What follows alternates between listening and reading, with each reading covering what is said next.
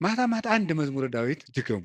ከመተኛታችሁ በፊት እንደው 1 ሰዓት 2 ሰዓት 3 ሰዓት ከስልካችሁ ፍሪ መሆን አለባችሁ። መዝሙረ ዳዊት እግዚአብሔር ከእናንተ ጋር ይሆናል። ቅዱስ መቃርስ ምን ይል ነበር? ጌታዬና አምላኬ መጠጊያዬ ኢየሱስ ክርስቶስ፣ ይህንን ሌሊት የማድርበት ጉልበት የለኝም። ሌሊቱን እንዴት እንደማድር አንተ ታውቃለህ። አንተ ከኔ ጋር ሁን፣ በፈቃድህ አሳድረኝ ብሎ ይጸልይ ነበር። ስለዚህ የቅዱስ ዳዊትን መዝሙር ጸለያችሁ አንብባችሁ ተኙ። ማለዳችሁን እግዚአብሔር ማታውን የቀደሰ ሰው ማለዳውን ይቀድሳል። ማታችንን ካበላሸ ነው ማለዳችንም ይበላሻል። ማለዳችን ከተበላሸም ማታችን ይበላሻል። ማለዳም በመዝሙረ ዳዊት እንጀምር ሲሆን አንዳንድ መዝሙራትን በቃላችሁ አጥኑ። ስንት ነገር ተሸመድዶ የለ እንዴ? ሐሜት እኮ አሁን ስንት ሰው ያውቃል ሰው። እኔ እንደው አንዳንድ ጊዜ ይገርመኛል ሰው ወሬ እንዴት አድርጎ እንደሚይዝና አለ እግዚአብሔር አጥና ሲሉት ግን ወር አይዘውም። ሐሜት ግን በ5 ደቂቃ ስንት ሐሜት ይሸመድዳል። አጥኑ መዝሙረ ዳዊት፣ መጠጊያችሁን እግዚአብሔር አድርጉ እና ቅዱስ ዳዊት በረከተ እግዚአብሔር የሞላበት ፍጹም የፍቅር ሰው ነበረ። ሰውንና እግዚአብሔርን ይወድ ነበር እላችኋለሁ። የቅዱስ ዳዊት በረከቱና ረዴቱ አሸናፊነቱ ጭምር ከሁላችን ጋር ይሁን። ቅዱስ ዳዊት ጠላቶቹ ሁሉ ተሸንፈውለት እረፍት ካገኘ በኋላ የዘመረው መዝሙር ነው ይባላል። መዝሙር 17 ጠላቶቹ ሁሉ አርፈውለት የዘመረው መዝሙር ነው ይላል። በእኛም ላይ የሚነሳብንን ነገር ሁሉ እግዚአብሔር ያሳርፍልን፣ እረፍት ይስጠን መድኃኔዓለም። ስለዚህ ምን አለ? አቤቱ ጉልበቴ ሆይ ተናገሩ እንጂ በሉ ሁላችሁ። እኔን መሰላችሁ እንዴ? እግዚአብሔርን እኮ ነው። በሉ እሺ፣ አቤቱ ጉልበቴ ሆይ በሉ። ማን ነው እንደዛ የሚለው? እግዚአብሔርን። በጣም የሚያስደንቅ ነገር ነው። እኔ እንግዲህ 3-4 ነጥቦችን ልንገራችሁ። እግዚአብሔር ለምንድን ነው ጉልበት የሚባለው የሚለው ለምነግራችሁ። አፈቅረክ እግዚኦ በኃይሌ፣ ኃይልን ስላደረክልኝ አመሰግንሃለሁ ነው የሚለው። ኃይልን ስላደረክልኝ አመሰግንሃለሁ። ግዙ እንደዛ ብሎ ይፈተዋል።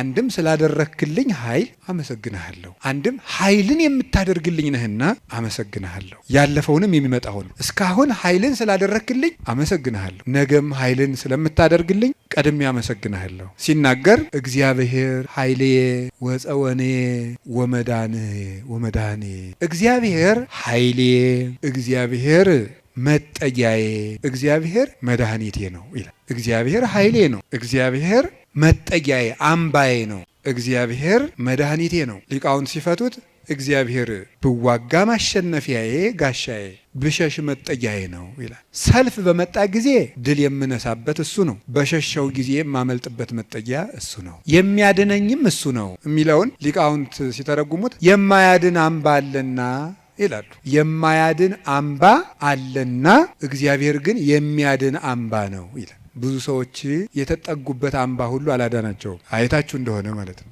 እየሰማችሁ ነው። የተጠጉበት አምባ ሁሉ አላዳናቸውም። እንዲያው ብዙ ሰዎችን ሰው ሲያሰቃዩ የነበሩ ነገስታትን ሁሉ አንዳንድ ጊዜ ነገስታትን፣ ኃያላን ሰዎች፣ ንፉግ ባለጸጎች እነዚያን ሁሉ ታሪክ እንደ ቁጭ ብዬ ሳስበው ብዙዎቹ ያ ነገራቸው እንዳጠፋቸው ነው የምታዩት። ጉድጓድ ውስጥ ከተማ ሰርተው የሚኖሩትን ሁሉ መርምሮ አውጥቶ አንጠልጥሎ የሚገል ጥሎባቸዋል። ሁሉንም ማለት የማያድን አምባ አለና 100 ኪሎ ሜትር የምድር ውስጥ ከተማ ቢሰራ አንድ ሰው አይድንም።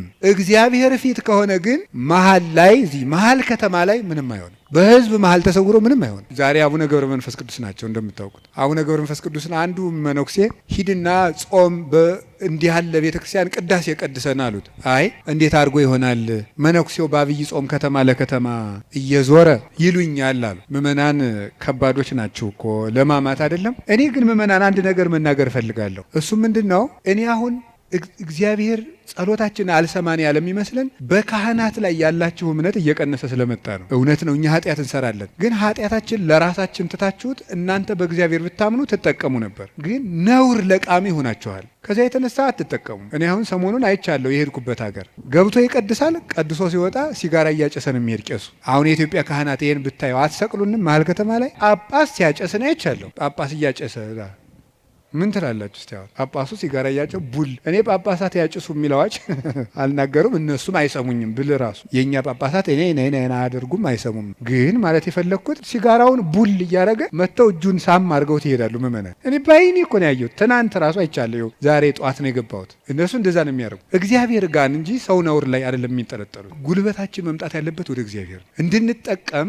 መጠጊያ ማድረግ ያለብን እግዚአብሔር ነው። የዘመን ጉዳይ እንጂ ማንም ሰው ከእግዚአብሔር ተለይቶ የተጠጋበት አምባ ሁሉ አይረባውም፣ አይጠቅመውም። ከእግዚአብሔር የተጠጋ ግን ይኸው ኤልዛቤልን ታውቋታላችሁ አይደለም? ናቡቴን እንደዚህ አድርጋ አስገድላ፣ እሷ ግን በግንብ የተሰራ ምርጥ ቤት በዘመኑ ድንጋይ ተወርሮ የማይፈነቅለው ቤት በሙሉ ሰርታ፣ ሰረገላ የማይገባበት ቤት ፈርሳ፣ በጦር የማይወጋ ቤት ሰርታ፣ ይገርማችኋል፣ ገለው አውጥተው በመስኮት ነው እንዲያውም ጎትተው የጣሏት። ደሟንም ውሻ ነው የላሰው። መጽሐፍ ቅዱስ ይናገራል። ይሄ የሚያድን አምባ እግዚአብሔር ነው። የሀብት አምባም አያድንም፣ የዘመድ አምባም አያድንም፣ የጦር የሰረገላ አምባም አያድንም። አንድ ሰው ብዙ ቀን ክፉ ነገር አልደረሰበትም ማለት መጨረሻው ያምራል ማለት አይደለም። ጽዋው ሞልቶ እስኪፈስ እግዚአብሔር ሊታገስ ይችላል። ትዕግስቱን የፈጸመለትና ሰው በቸርነቱ መጠቅመጥ ያቃተው ዕለት ግን የፍርዱን ጽዋ ይቀዳዋል። የሚያድን አምባ እግዚአብሔር አምባዬ ተጠግቼ የማልፍበት የሚያድን አምባዬ እግዚአብሔር። ዘመድም ስልጣንም ወገንም የጓደኛ ብዛትም መሳሪያም አያድንም።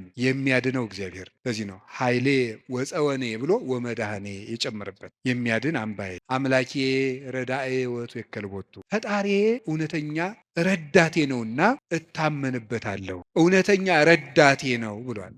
እውነተኛ ረዳቴ ነው ሲል እውነተኛ ረዳት ማለት ምን ማለት ነው? እውነተኛ ረዳት ለምሳሌ አሁን ሰው ብር ሰጥቶ ብር የሰጠውን ሰውዬ ቪዲዮ ይቀርጻል፣ ልብስ አልብሶ ቪዲዮ ይቀርጻል። አሁን ደግሞ በእነዚያ ሰዎች ላይም አትፍረዱ። እንደዚህ ስላችሁ አንድ ሰውዬ ነበር ቅዱስ ዮሐንስ አፈወርቅን ሂዶ እንዲህ አለው፣ መምህር ሆይ ምጽዋት መመጽወት እወዳለሁ፣ ስመመጸውት ደግሞ ስመሰገን ደስ ይለኛል። ስለዚህ ውዳሴ ከንቱ ካለበት ጽድቁ አይጠቅመኝም ማለት ነው። ምጽዋቱን ልተወው ትላለህ ወይስ እንዴት ታላድርግ አለው። ተወው አለው። አይ ውዳሴ ከንቱን ተወው ካልከኝ ምጽዋቱን እተዋለሁ አለው። በል እንግዲህ ከነ ውዳሴ ከንቱ መጹት አለው። ምክንያቱም ሰው አዝመራ ዘርቶ ምንም ባይጠብቀው ለእሸት ያህል ጥቂት አያጣም። አንተም ከነ ውዳሴ ከንቱ ስጥ ዝም ብለህ፣ እግዚአብሔር በረድኤቱ ዋጋ አይነሳህም። ስለዚህ እገሌ መመስገን ፈልጓል አትበሉ። ይፈልግ፣ እኛ ምን አገባ ይፈልግ። ማለት የፈለግኩት ግን እውነተኛ ረዳት የተባለው በመርዳቱ የማይመካ እግዚአብሔር ነው። በመርዳቱ አይመካም። አንዳንድ ሰው ሱሪ ገዝቶ አቀማመጣችሁን ሁሉ ኦዲት ማድረግ ይጀምራል። ሱሪ ከገዛላችሁ አንተ ጭቃ ላይ ለምን ትቀመጥ የሚል ሱሪቱን እያየ ነው እሱ ስለገዛ ሊል ይችላል ነው። እኔ ያላየው እንደዛ የሚያደርግ ሰው አይቻል አውቅም። እንደሱ ነው የምታደርገው የሚል ማለት በይፋ መከራ የሚያያለ እውነት የሚመጻደቅ ኧረ እንረጋጋ። በማን ላይ ነው ለዚህ የበቃል? አናውቅህም፣ ውሃ ቀቅለህ የምታድር አልነበርክም የሚል ሰዋል። እንደዚህ ጠቅ የሚያደርግ በነገር መርሽ እግዚአብሔር እንደዚያ ባሽሙር አይወጋም ሰጠው ብሎ እውነተኛ ረዳቴ ነው ያለው እሱ ነው። እግዚአብሔር ሳይሰለች ይረዳል።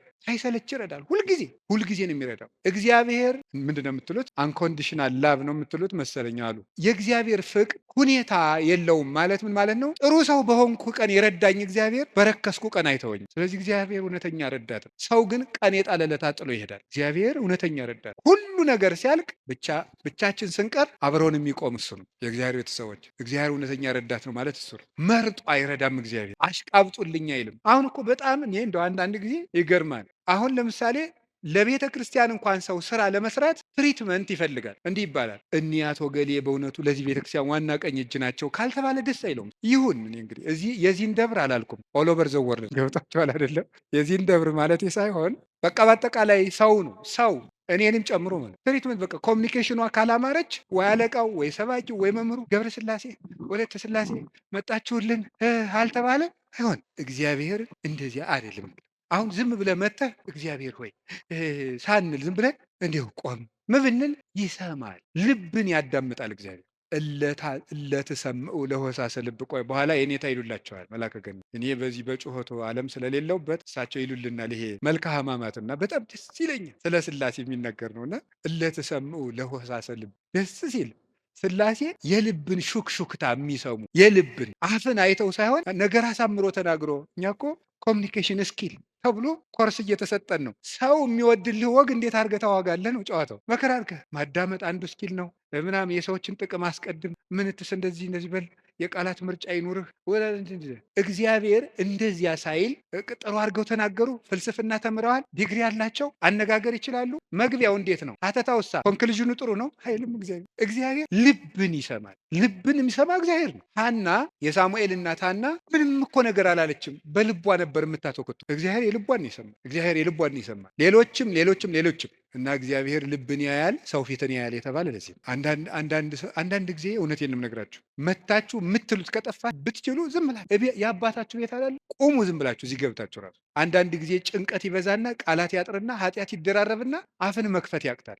ገብቶ ዝም ብሎ ቢቻል ማልቀስ ጥሩ ነው። እግዚአብሔር ከሺህ ቃላት አንድ ዘላላ እንባን ይወዳል። እዚህ ገብቶ ማልቀስ እና እግዚአብሔር እውነተኛ ረዳቴ ነው ወረት የሌለው ትናንት ረድቶ ዛሬ ችል የማይል አፍ ላይ የሌለው በሌላ ፍቅር የማይወሰድ ወዳጅ የማይለውጥ ስንለወጥ የማይለወጥ አባት እግዚአብሔር ነው። ደግሞ የማይደክመው የማይሰለች ለሁሉም የሚበቃ አባት እግዚአብሔር ነው። እኔ ለምሳሌ አሁን እንደ አንድ የቤተ ክርስቲያን መነኩሴ አሁን ለምሳሌ 3 ሰዎች ሊያነጋግሩ ቢፈልጉ 3 ሰዎች እንዳነጋገርኩ መሽቷል ደህና ደሩ ቤት እግዚአብሔር ይህን ሁሉ ሰው በአንድ ጊዜ ይሰማል። ታዲያ እውነተኛ ረዳት አይደለም ነው? አንድን የቤተ ክርስቲያን አባት በጣም ትልቅ ሰው ቢሆን ሁልጊዜ ከሌሊቱ 6 ሰዓት ብትደውሉበት አንተ ስራ የለህም ስርዓት አትይዝም በዚህ ሰዓት ይደወላል ሊሉ አይችሉም ይላሉ። እግዚአብሔር መንፈቀ ሌሊት ብንጠራው አለ። እግዚአብሔር ሊነጋ ሲል ብንጠራው አለ። እግዚአብሔር የትም ሆነን ብንጠራው አለ። ገደል ውስጥ ብንጠራው አለ። የረከሰ ቤት ውስጥ ሆነን ብንሰራው ምንድነው ሌሊት በምንጣፌ ላይ ሳለው ነፍሴ የወደደችውን ፈለግኩት ይላል መኃልየ ሰሎሞን ላይ። እና ይህን ምንጣፍ የሚለውን ሊቃውንት ሲተረጉሙ ይላሉ በኃጢአት አልጋ ውስጥ ተዘፍቄ ሳለው ፈጣሪን አሰብኩት። ውድቀት ውስጥ ሆነን ብንጠራው እግዚአብሔር ይሰማል። እግዚአብሔር እውነተኛ ረዳቴ ነው ያለው ለዚህ ነው። ምእመኔ ወቀርነ ሕይወቴ፣ የምታመንበት የሕይወቴ መመከቻ ቀንድ እግዚአብሔር ነው። ሰው በጽዋይ ክወለ እግዚአብሔር እድህንም ጸሬ፣ ፈጣሪ እግዚአብሔርን በጠራሁት ጊዜ ከጠላቶች እድናለሁ። ይህንን ይዞ ሰሎሞን የእግዚአብሔር ስም የጸና ግንብ ነው ይላል። መጠጊያ የእግዚአብሔር ስም ነው። የእግዚአብሔር ስም ሲጠራ እግዚአብሔር የሚል ስም ሲጠራ ምድርና ሰማያት ይደነግጣሉ። ኢየሱስ የሚል ስም ሲጠራ ምድርና ሰማያት ይደነግጣሉ። ፊልጵስዩስ ምዕራፍ 2 ላይ ያለላችሁ ከመለስሙ ለእግዚእነ ኢየሱስ ክርስቶስ ይስግድ ኩሉ ብርክ ዘውስተ ሰማይ ወዘውስተ ምድር ወዘበታሕት ያለ ምድር። ለኢየሱስ ክርስቶስ ስም በሰማይና በምድር ከሰማይ በላይና ከምድር በታች ያለ ጉልበት ሁሉ ሊንበረከክ ይገባል። ለአንድ መነኩሴ ገዳም ሲገባ ከሚሰጠው ትምህርት አንዱ የኢየሱስ ክርስቶስን ስም መላልሰ መጥራትን አታቋርጥ ነው የሚባለው። የኢየሱስ ክርስቶስን ስም ኢየሱስ ክርስቶስ ጌታዬ ኢየሱስ ክርስቶስ ሆይ ማረኝ ብዙ ቀን እናገራለሁ። እንዲህ ኢየሱስ ክርስቶስ የሚለው ስም ዝም ብሎ የሚቀር ስም አይደለም። ዲያብሎስ የሚፈራው ኢየሱስ የሚለውን ገና ሳይጨርሰው ቅዱስ እንጦንስ ነበር የከበቡት አጋንንት የተበተኑት። በገድለ ቅዱስ እንጦንስ እንደተጻፈ ክርስቶስ ኢየሱስ አማኑኤል እግዚአብሔር ብሎ መጥራት ዝም ብሎ አይደለም። በፍቅር ጥሩት፣ ጉልበት ይሆናቸዋል። ስለዚህ ጉልበቴ ሆይ እወድሃለሁ